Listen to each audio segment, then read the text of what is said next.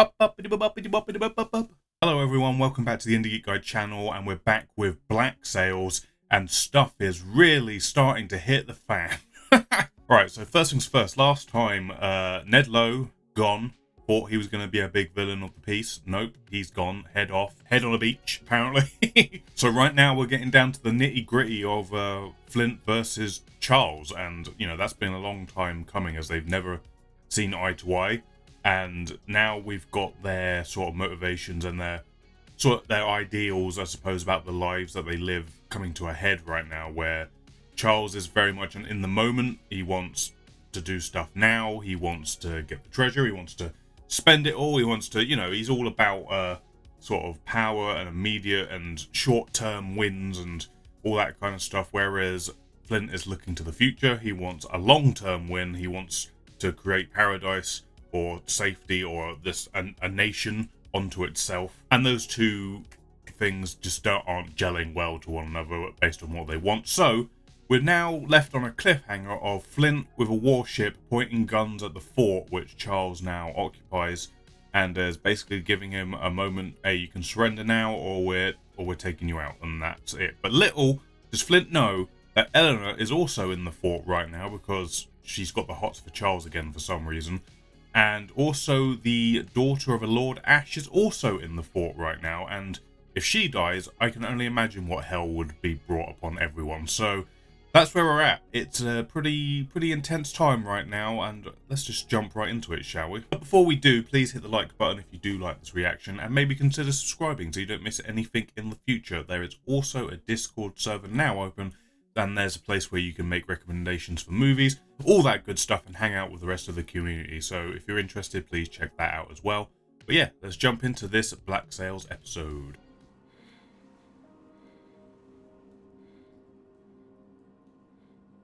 Well, she's waking up after what feels like she's been asleep for a solid week. But here she goes. Ugh. Choices, eh? To eat or not to eat. Well, she's going for it. If you remain when the deadline arrives, I will respond swiftly and definitively. And as I currently sit fully outside your means of retaliation, this response will continue unabated. Yep, that's about the situation, Charles. I don't think you stand much of a chance. Tell me this isn't part of your plan to push me into the sea. Look at me. I had no idea that Flint would be so reckless as to threaten the fort itself. I had no idea Hornigold would be so petty as to divulge secrets about its weaknesses, risk its destruction for his own personal gain. I mean, all of that seemed pretty obvious to me, really. After we secure possession of what's left of the fort, how long will it take you and your men to rebuild what we've destroyed? It is a risk, but a relatively short window in the grand scheme. Short window that coincides with a British warship sitting at anchor 40 miles from here. And my having stolen a Spanish warship in full view of a company of Spanish soldiers. Flint's got a lot on his plate right now, that's for sure. It's like, do I? Don't I? You've assured me of your assistance of expelling Captain Vane from that fort by any means necessary. Now, as I hear you waver... He's not wavering. He's just thinking about the longer implications of what they're about to do. Everyone on this island seems to not understand that Flint is someone who can see the consequences like 10 miles down the road, where everyone else is just concerned with, well, what do I get out of this now? My father. I'm told he expects a full report of our efforts to devise a plan. I'm concerned about how he'll receive one particular part of it. When my father arrives, I intend to propose something to him which could be very dangerous politically. I want you to try to talk me out of it. Okay, interesting. You have questions about my loyalties as it relates to Miss Guthrie? Challenge me, fight me, or shut the up about it. Can't say fairer than that, bud. I don't think Charles quite... I mean, I think he knows what he's got himself into, but I don't think he's fully comprehended that the things that he wants are never going to quite align with the people he's now got as his crew. Which could be his downfall, we'll see. And you must ask yourselves who represents the greater threat to your interests. My men in this fort, or the madman on the water? Yeah, you're both saying the same thing about each other. What I cannot see is how Charles Vane alone was clever enough to turn this all into political theater in which he is the defender of the island's welfare. Are you suggesting he had help in crafting his reply? Oh my god, this is this is backwards and forwards. Oh. Disregard our partnership. Ignore the resources and influence and trust I have invested in you. This is impersonal. It's too important for that. That's kind of how Flint operates. What is it you wish to accomplish here? To see him removed from the fort. Duh. Credible way out of this that doesn't involve disabling the fort. I would love to hear it. If you think that he will hear reason. With you holding a gun to his head. I mean, that's the only language Charles understands, really. I don't know why Eleanor's so, like, confused by all this. Like, Charles is clearly the type of person who's not just gonna be like, oh, sure, I'll leave. If you want me to, I suppose I'll leave. Like, Flint's right. He's got to put pressure on him or do something. I'm asking if there's any reason I should expect he may not be willing to pay to ensure no harm comes to you. He's being upfront about it, at least. You're asking if he loves me? Yes, that's pretty much the sum of it. If I set a trap or my demands are unmet, I'll kill you and throw your body into the bay. Well, this is an unfortunate situation for this girl to be in. Like, see, this is the Charles keeps doing. Like, I feel like they're trying to hint towards, like, he wouldn't actually do it, but I feel like he would do it.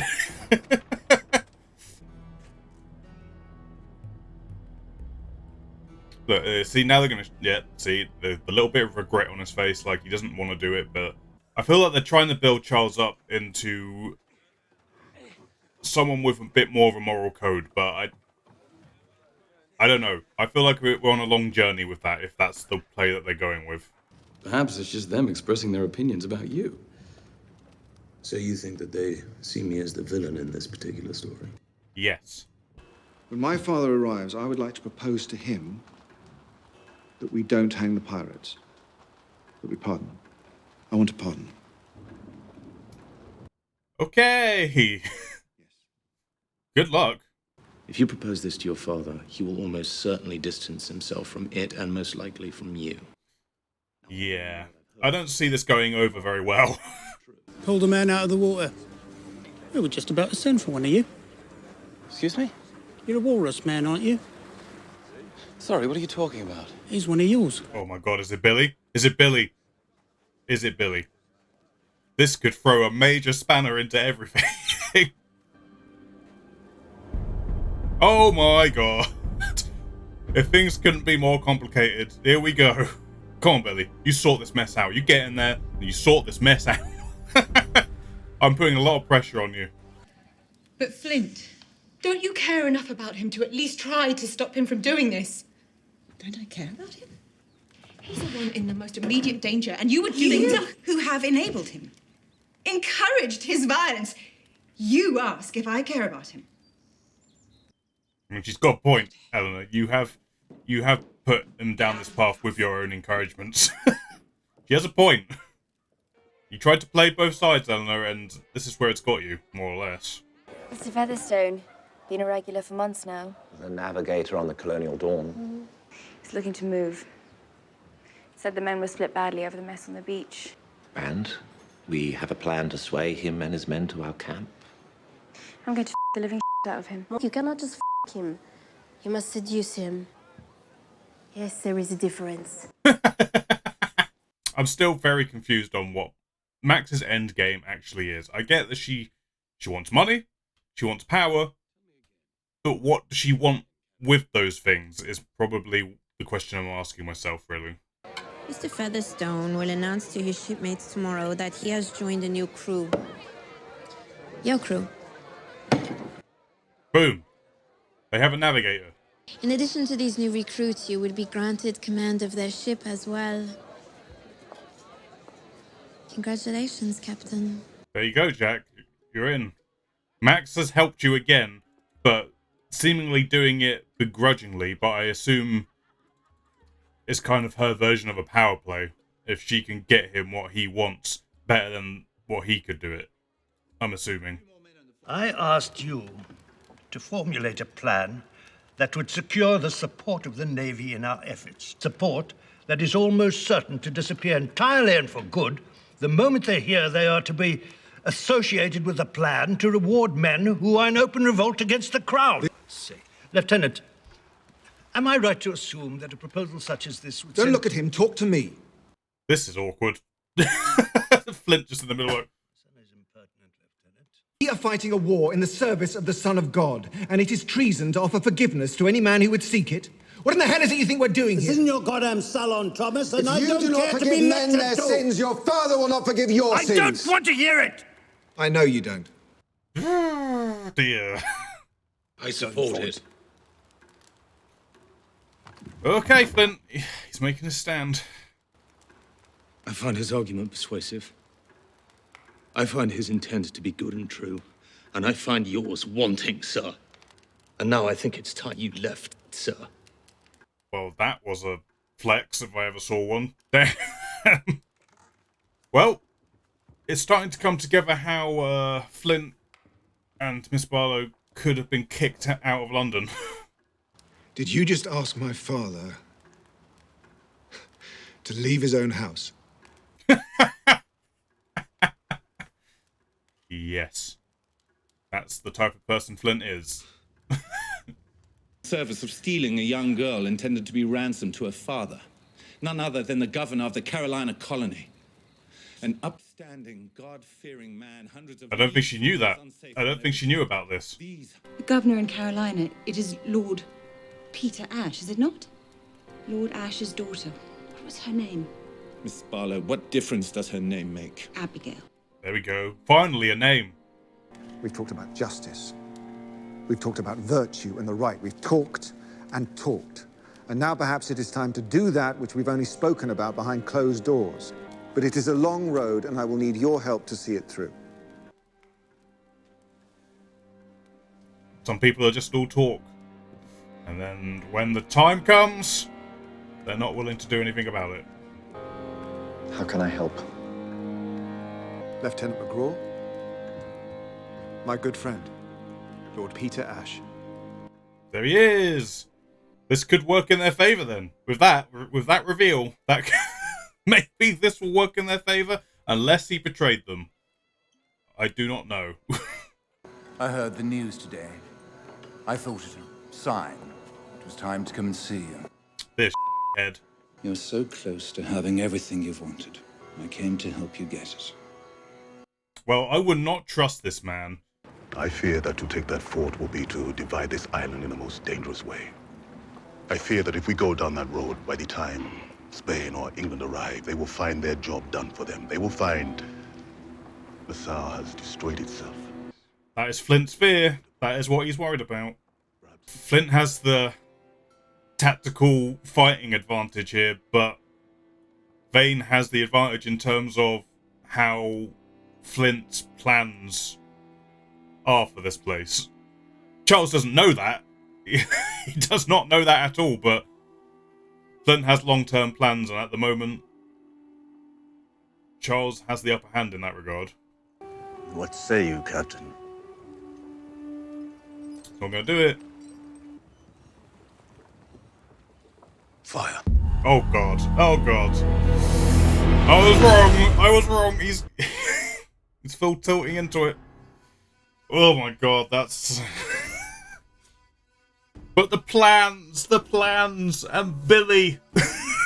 Okay, that was the reaction to that episode of Black Sails. If you liked it, please hit the thumbs up button. Maybe consider subscribing so you don't miss any future episodes. But other than that, we're going to talk about this episode. Alright, that was a really sort of heavy, wordy, talky episode. There was a lot of airing things out, trying to figure out what the implications of all this is going to be going forwards, and also setting up Billy as he's now back on the island, and setting up the puzzle pieces of the past and how they're going to affect the future moving forwards.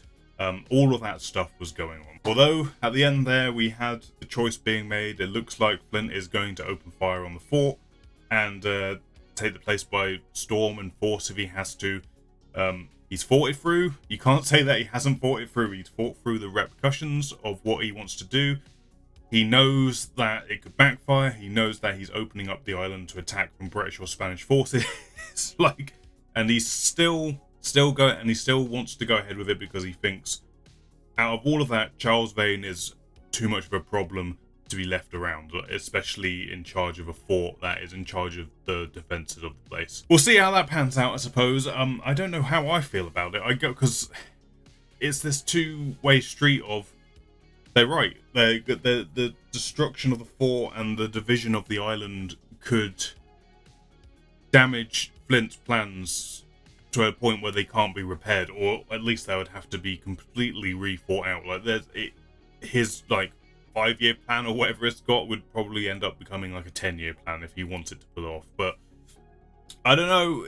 We'll see. We'll see how it goes. We'll see if all the reports are right. If how many people on the island have joined Flint and how many of them have joined Charles. Like, it's complicated, but here we go. Jack is finally moving in the right direction. He's now got a navigator who is going to convince the rest of his crew to join up with him, and they'll also, because they'll get over half the crew, apparently they will get command of their ship, so he doesn't need to go and buy a ship. He's already got one. And to me, thinking about it, going through it, it seems like more of a power play by Max to sort of show Jack that whatever you do, I have more control than you. And she's kind of let him in on the discussion here to try and make him feel more in control of what was going on. But I still kind of think that was her just trying to like mess with him a little bit and sort of show, look, I can get these things done and I can get them done better than you can, because of where I am, where my standing is within this community. And, you know, if you want to survive, if you want to thrive, you're going to need me. But what I don't get with Max is I don't get where her end game is going. I don't know if she has this thing with Eleanor where she says she's managed to subdue her feelings about Eleanor. So now she's moved on to Anne. And she seems like obsessed with the idea of having a wedge between Anne and Jack. Like, for some reason, she's just wants to make sure she has some sort of control over their emotional well-being and what they feel about each other. And I don't know where that's going. I don't know what her end goal is with that. Presumably it's something to do with what she can gain from it when Jack has a ship and his captaincy and is off doing things, and what she stands to gain from all that. I assume that's where that's going. But like I've said, pretty much every time Max has been the focus of an episode or had something to do with an episode, she's a wild card. I just do not know where she's going to go next. I don't know what her motivations are. She's quite hard to read as a character in that way, and I don't know. I just have a distrust of her, I suppose, because of that. I don't know what she's going to do, and I don't know if it's going to be a good thing or a bad thing, because she's shown she's smart. She can be the smartest person in the room, but she can also make some really stupid decisions as well and get all sorts of things wrong that lead to death and other such dramas. So we'll see how that all plays out. But I am, as I said in the reaction, I'm fascinated to see how Jack is going to fold back into the main story, because I assume that's going to happen eventually. Honestly, my favourite part about this episode was just sort of the flashback stuff. And it's weird because normally in television especially, flashbacks normally don't work for me. It's that idea of, well, we know where this goes. But I feel like in this show, what they've done really well here is that we kind of know where it goes. We know where the players end up. We know where Flint is right now in our sort of present. But what they've done is seeded the sort of puzzle pieces, and they're slowly relaying them in such a way where it helps inform certain things that are currently going on. Like, the best example was in this episode where they reveal that Lord Ash was someone who was originally on Flint and Mrs. Barlow and the Hamiltons, their side. He was there to help, apparently to help them reform pirates, to make them back into citizens and get them to work and stuff. Did he betray them? Did he actually help them? Who knows? That's what we're going into, it looks like, going forward. But Mrs. Barlow seems to have formulated some sort of an idea, some sort of a plan around the fact that she knows that his daughter is on the island being held hostage by Charles. So we'll see where that goes as well. But no, I just really liked those flashback scenes, especially that dinner scene. That dinner scene was It was awkward, it was captivating, it was just like, it felt like a lot of things were being laid out subtextually, and obviously the meat of it being like, hey, this is our belief. And you can start to see where Flint starts to get some of his ideals from, even though they were probably already existing. I feel like Hamilton and his sort of view on the world is sort of infected Flint a little bit, and he has those ideals, but now he's in a situation in the present where he has to use his anger and his navy skills and the pirate skills that he's now picked up to achieve those ends. But ultimately he believes in wanting to make a better world, which is why I side with Flint a lot, even though in this episode it did explore the whole idea of how could other people see Flint as the villain of the situation. And if you don't have all those puzzle pieces, if you don't have all that information, it's pretty easy to paint him that way. He's done some horrendous things, and John Silver does kind of call him out and say, it must suck to be you right now. Like, you care so much about what people think of you and about them generally. Like, you might not seem like it, but you constantly self-torture yourself and it must suck. And I think that struck a chord with Flint a little bit.